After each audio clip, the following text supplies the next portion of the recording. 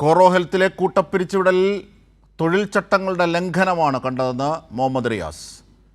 സർക്കാർ അടിയന്തരമായി ഇടപെടണം. തൊഴിൽ മന്ത്രിയെ കണ്ട് വിഷയം സംസാരിക്കുമെന്നും PA മുഹമ്മദ് റിയാസ് പറഞ്ഞു. കോഴിക്കോട് ഓഫീസിന് മുന്നിലെത്തി റിയാസ് ജീവനക്കാർക്ക് പൂർണ്ണ പിന്തുണയും പ്രഖ്യാപിച്ചു. കോഴിക്കോട് ചുങ്കത്ത് പ്രവർത്തിക്കുന്ന കോറോ ഹെൽത്തിൽ നിന്ന് 300-ലധികം ജീവനക്കാരെയാണ് മാനദണ്ഡം കാറ്റിൽ പറത്തി പിരിച്ചുവിട്ടത്. വെള്ളിയാഴ്ച ജോലിക്കെത്തിയതിന് പിന്നാലെയായിരുന്നു പിരിച്ചുവിടൽ.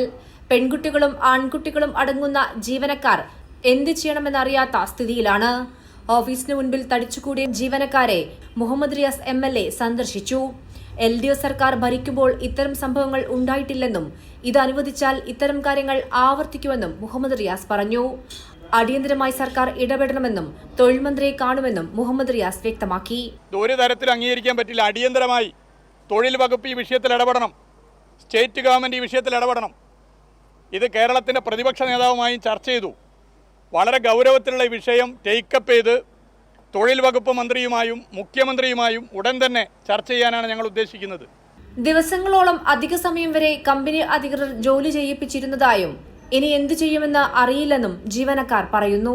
ഓൾമോസ്റ്റ് ഒരു 500ന്റെ മുകളിൽ ഉണ്ടായിരുന്നു. പക്ഷെങ്കിൽ ഒരു 6 മാസം മുന്നേ ഇതുപോലെ തന്നെ ലേ ഓഫ് എന്ന് പറഞ്ഞിട്ട് അവരൊരു 300 പേരെ വിത്തൗട്ട് റീസൺ തന്നെയാണ് അവർ പറയുന്നത് വെച്ചിട്ടുണ്ടെങ്കിൽ ചില സമയത്ത് അവർ പറയുന്നത് ക്വാളിറ്റിൻ്റെ ഇഷ്യൂ ആണ്, പ്രൊഡക്ഷൻ്റെ ഇഷ്യൂ ആണ്, ലീവിൻ്റെ ഇഷ്യൂ ആണെന്ന് വരെ പറഞ്ഞിട്ടാണ് അവർ ഒഴിവാക്കുക. പക്ഷെ അങ്ങനെയൊന്നുമല്ല, നന്നായിട്ട് വർക്ക് ചെയ്യുന്ന ആൾക്കാരെ തന്നെയാണ് മുന്നേ ഒഴിവാക്കുക. 2 മാസം കൊണ്ടാണ് 300-ലധികം ജീവനക്കാരെ കോഴിക്കോട് ചുങ്കത്തെ ഓഫീസിൽ നിന്നും പിരിച്ചുവിട്ടത്.